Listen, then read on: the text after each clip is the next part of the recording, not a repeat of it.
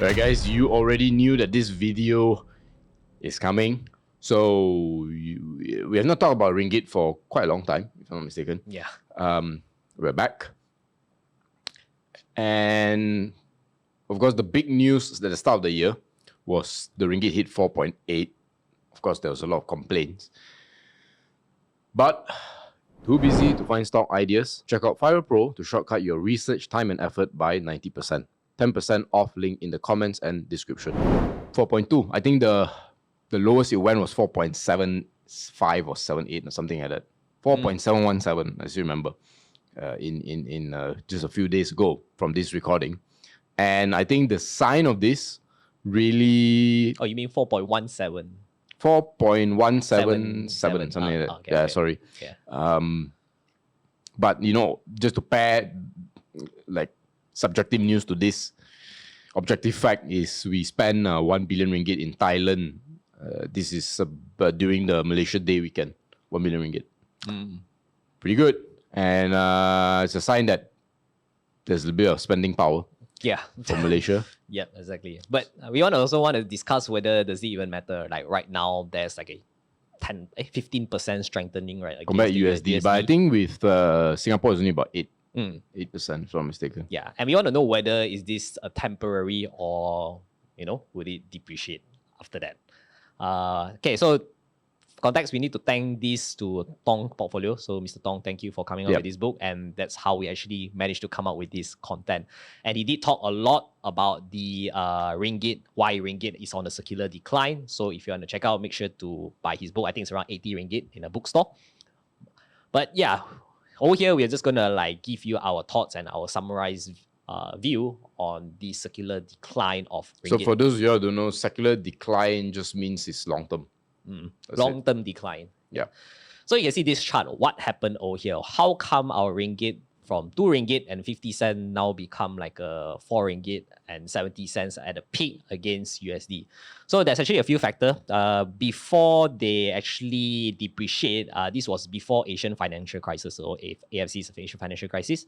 After AFC, you notice that there's a bump already, depreciation against the USD. That was when the PAC happened. Yes, the PAC happened. And then 2015, there's also another round of depreciation, and that is after 1 MDB. Yes, but you can also see, at least since the Asian financial crisis, the best prime minister when it comes to the ringgit was Najib. This is objectively proven. It dropped to below 3. Yes. Good old days. Yeah. So, yeah, he did his job right, actually. Okay, so what happened actually? After AFC, it was the Malaysia actually imposed this thing called the capital control. So if you don't know what is capital control, is basically the government can actually decide how much money can come in and how much money can go out of a country. So post AFC, there was actually Asian. Obviously, the name already states Asian financial crisis. So that means all Asian countries are actually affected during that particular year. Malaysia is obviously one of them. However, Malaysia did something different, which is they did this capital control. And what they did was they prevented foreign investors from liquidating their asset, Malaysian asset. Yeah. So this actually caused a lot of dissatisfaction and lack of trust in terms of foreign investor. And post AFC, that's why you can see our GDP per capita, why it actually shrinks so much. We were one of the top. And we are just below South Korea in terms of GDP growth, per capita growth from 1990 to 1997 at 55%. But after that, you can see that we ranked the last over here. And our peers, Indonesia, Thailand, Singapore, all managed to catch up. And that has to do with capital control because, foreign investors just don't like us already. Yeah, they don't trust us after Asian financial. So yeah, this is basically like your, what the government did back then, they thought was right with capital control. They did actually save Malaysia temporarily. But if you stretch it out in a longer time frame, right, you see that it actually didn't help because trust was already broken already. Lack of foreign investors are coming into Malaysia to invest, which means there's lesser technical expertise from their country to transfer over here, which means lesser productivity. And that's why we cannot go up the value chain in our manufacturing sector. So yeah, so this akin to taking Panadol when you are sick. Just a temporary relief. But what if your sickness is actually more dire that Panadol cannot help to relieve. So yeah, at the end of the day, you still need to exercise. So that is where exercise and also have a good diet. So that's where you can actually maintain your health and not just rely on Panadol when you get sick. Okay, so just now as mentioned, in post-Asian financial crisis from 1998 to 2021, the foreign investors have less confidence in Malaysia. And you can tell from the share of Asian FDI dropped from 24% to 8%. Which leads to the next one, which is people, we don't get to learn from this FDI, right? Yes, correct. No technological transfer. We cannot go up the value chain because, we are just relying on whatever resources that we have inside Malaysia and not outside of those developed nations. And that's why we also cannot move up the value chain, and which resulted we cannot improve any productivity, which is also leading to why we always rely on cheap foreign labor. Yeah, we cannot run away from that. If we rely on those skilled labor, Malaysia don't have the resources to actually pay them. So that is one of the many reasons why we have been using foreign labor. And if I'm not mistaken, a lot of this was also a big tension point between Anwar and Tun M. Because Anwar wanted to not control. Yes. Yeah, correct. So yeah, there's a lot of like decision back then that they thought was right, but in the end was wrong for the long run for Malaysia economy. So yeah, this is actually depicted from the book. The state of Malaysia's economy right now is we have low value because there's no FDI transfer. That's why we are doing a lot of low value work. Like your EMS also you need to rely foreign labor, your plantation also need to rely foreign labor, your construction and property also need to do that. And then that resulted to low wages, and it also impact our Malaysian, those workers, local workers especially. Like we cannot like increase our wages, and which is why we became a low cost nation. Obviously you can see our electricity, water bill all is very, very cheap. And it also lead to like a low selling prices because we cannot afford higher selling prices. We need to keep costs low in order to sustain cost of living and everything. And not only that, we also result a low competition. Why? Is because of obviously there's some rent-seeking activities done by past governments, some certain regulation or licensing that prevent an open competition. So they kind of like only benefit the elites only. So that's also another impact. Low investment because they don't have much money that they can generate. So there's lesser money for them to spend in terms of research and development and also investment. And which is also why we don't have the money to spend on education. And basically this is all like a spiral and domino effect that is happening in Malaysia economy for the past 2 decades. Now, if you look at some of the stats that we have here, Malaysia versus the rest, this is the capital controls aftermath in terms of capital outflow. So number one, you can see FDI, 1998 to 2008, we have negative 3 billion. Yeah, if you compare with others like South Korea and Singapore, that is why they can become a developed nation because people just invest more in those countries, and even Indonesia and Thailand. So you can see that this is the sharp drop in terms of FDI. Pre-Asian financial crisis and post, the number just we become like our ranking just dropped a lot lah.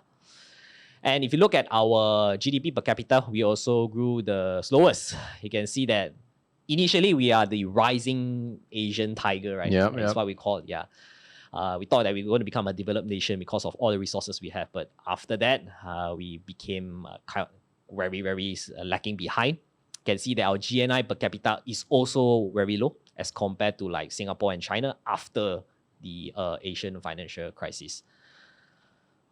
Another thing that also to note is our productivity is lower than our wage growth. Obviously, this is a given because the rakyat has always been complaining cost of living is very high. So the government also need to like impose some of these temporary relief, which is actually just increase their wages. But that didn't help because productivity didn't improve. So if let's say a company cannot make more sales and profit, but the government force you to increase your wage, so that means they have to spend more in terms of their cost, which means lesser profit. Which means lesser money to spend on R&D and to improve and innovate. So that's why you can see that why our KLCI index also has been like around 1.5K point.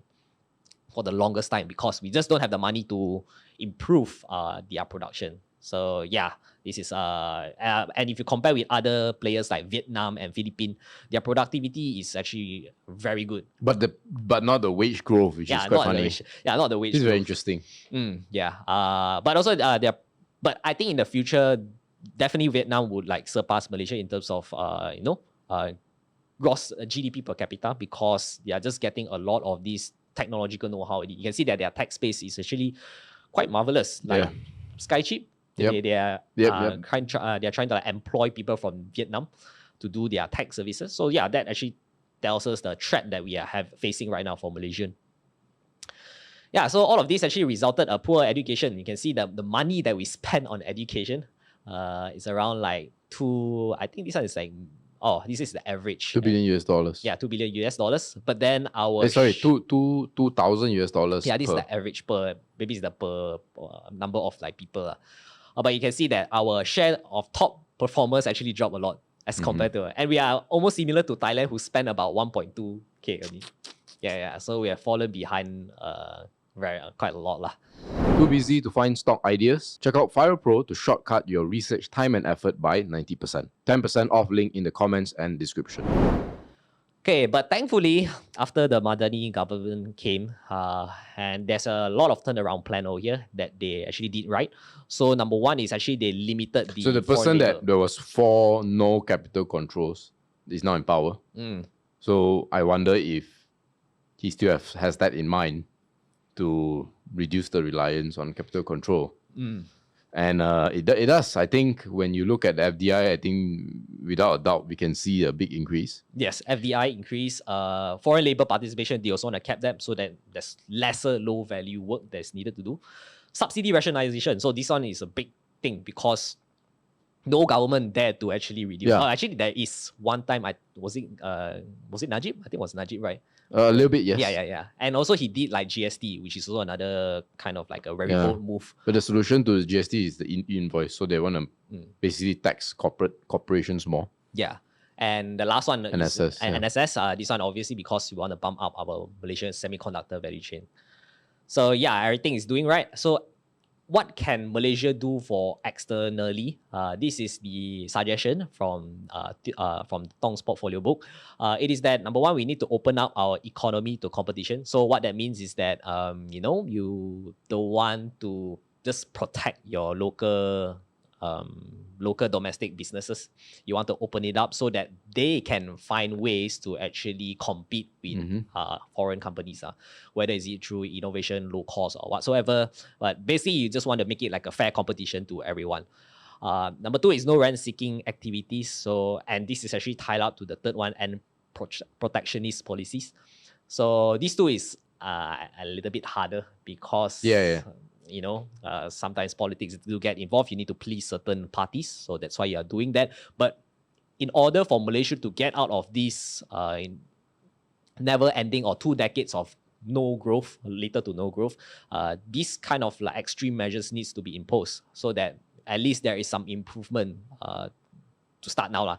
Means there will be lack of corruption, lack of certain regulation or licenses that prevents other company to do certain things.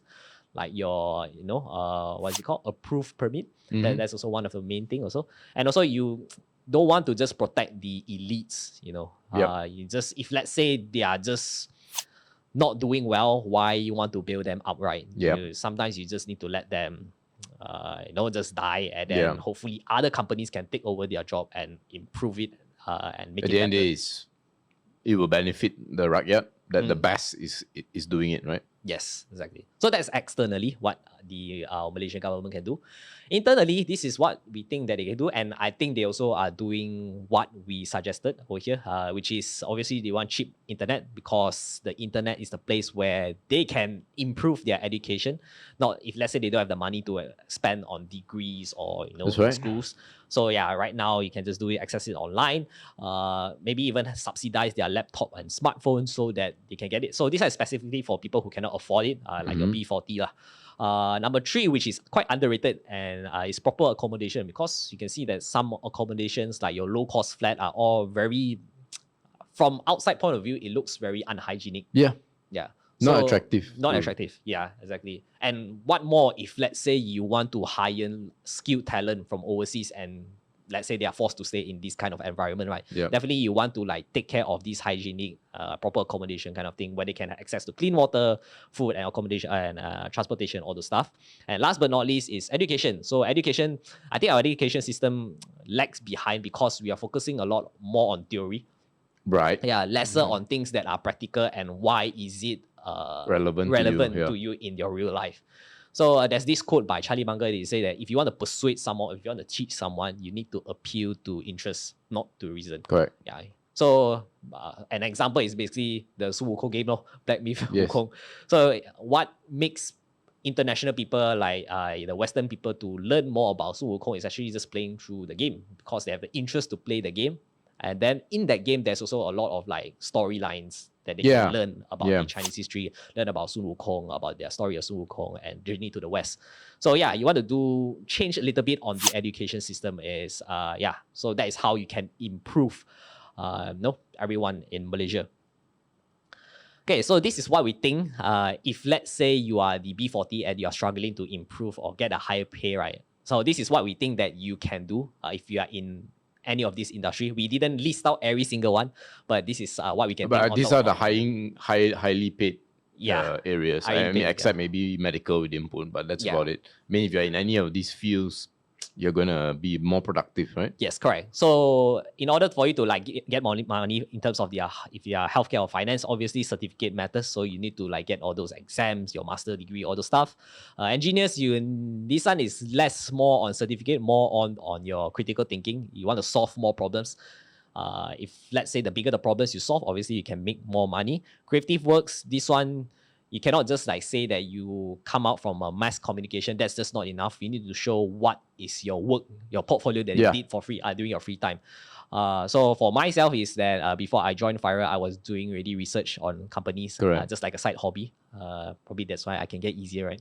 Or maybe because also I bought courses also. I forgot why we hired you guys. You support. Anyways, but portfolio matters also. Sales, this one is a low barrier to entry because this one is just need you to be able to communicate and also to solve problem for people. And I think among here, sales is the one thing that will be disrupted the least among these five. I think creative,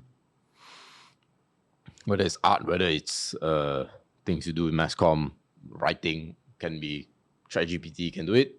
Engineers, a lot of the drawings, a lot of the calculations can be done by ChatGPT. Finance, same thing.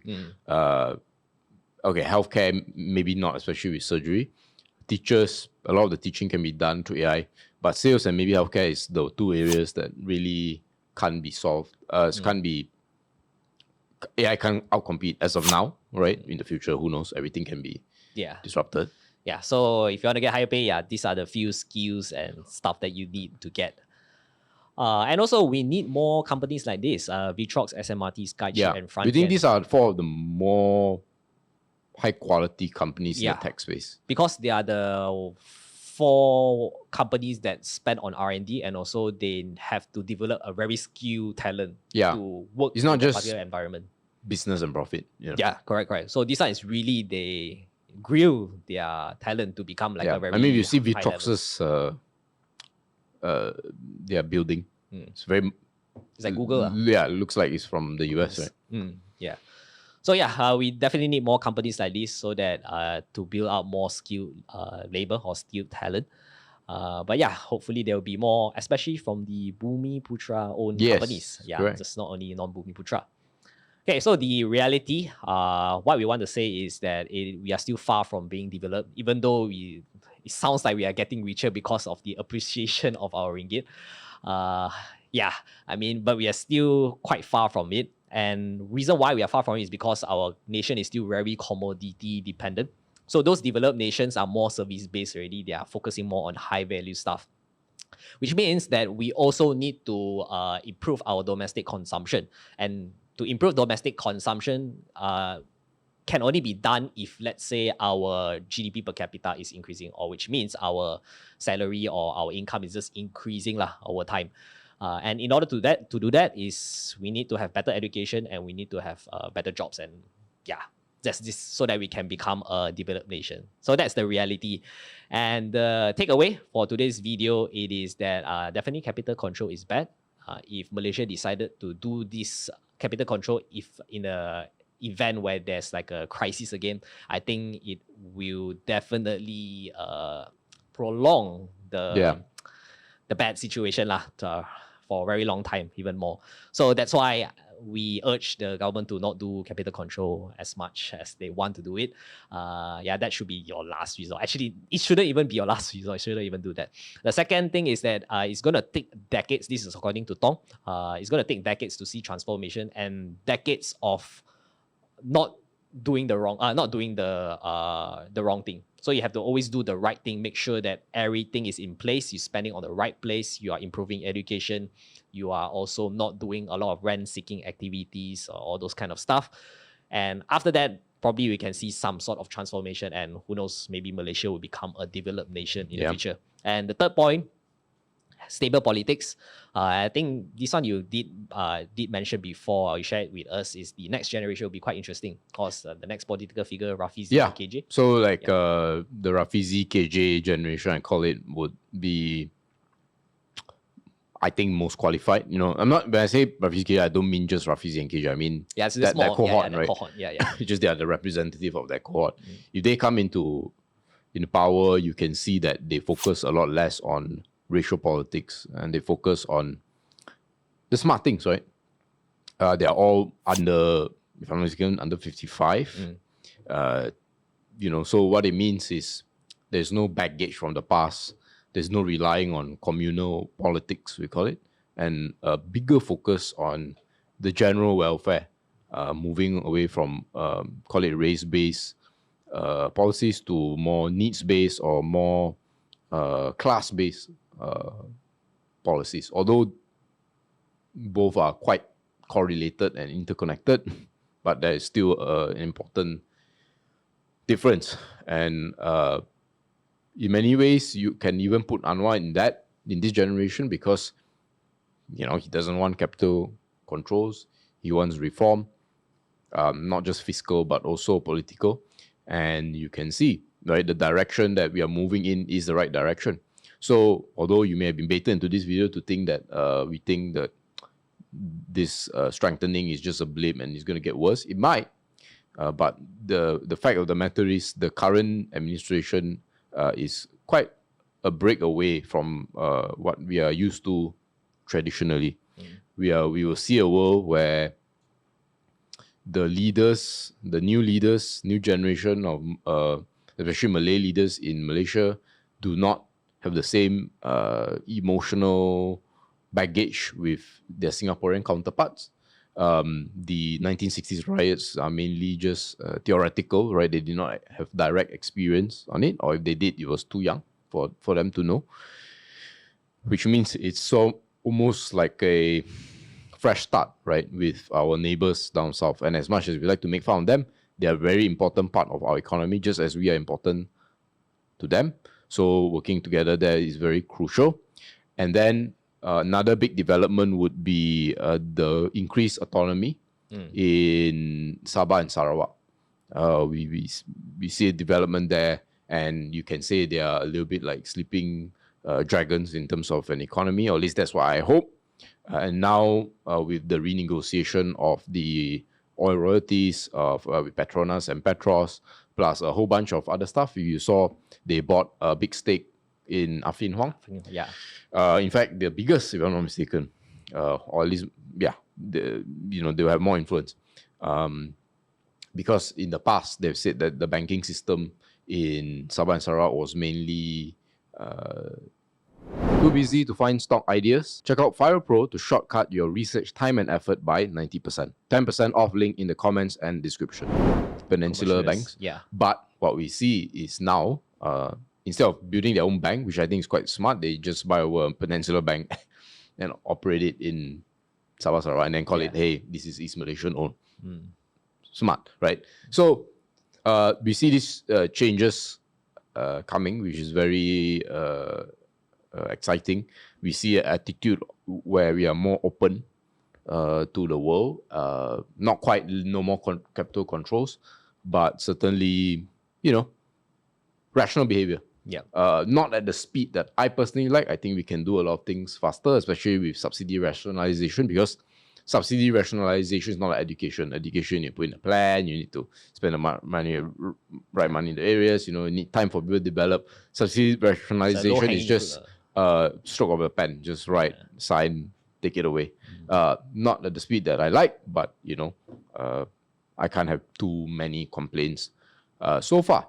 Yeah. So, Annie, there's a lot more to say about this, but do we have more slides? No more. The last one is basically just prioritize the right education. Obviously, because I think our education level is It's not STEM focused. Yeah. So I don't think I think we are spending the right money. It's just not in the right areas for productivity. And I think the number one is STEM, without a doubt.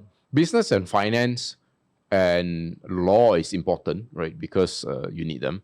But these kind of fields are not expensive, right? If you learn accounting, you don't need equipment, you don't need land, you don't need special materials, right? Like not like chemistry, doctors, engineering. So usually those need a little bit more money, quite a bit more money. But these are the key areas to invest in if we want higher productivity to grow. Yes, exactly. So these are the 4 takeaways that we have. And before you guys go, this is FirePro's August 2024 update. You can see that our performance for each it's been doing pretty well for FirePro, Catalyst, and Boring.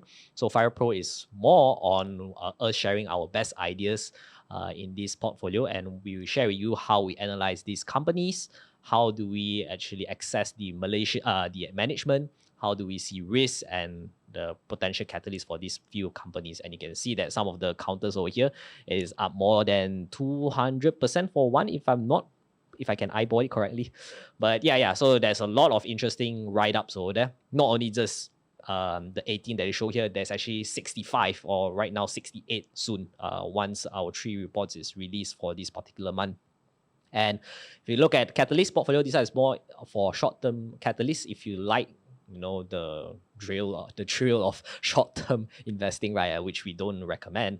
But sometimes there's just some catalysts that interesting opportunities we can take at that point in time. Yeah. Yes, correct. And we don't really have the time to actually write a write-up. So that is where you will be under the catalyst portfolio. And just want to give this quick disclaimer is that we are going to be doing less catalyst trading at the moment because the market right now is just at least I personally, I don't see that there's anything that's interesting, or the market is just too volatile. And the last one, if you want a more safe or more conservative approach, you can check out Boring portfolio. It's actually a company that we share that pays dividend consistently. It's not bad. I think April 4.63%. Surprised us as well. Yes. And there's no dividends recorded yet. This is just purely based on dividends recorded, but then this is for August. So September is actually going to be 7%. Ooh, sneak peek. Yeah, sneak peek. Unless there's a big crash. Yeah, we hope. And then, you guys need a free sample, just check it out. And if you guys have any questions, you can ask us more on our email, right? hello@fire.co.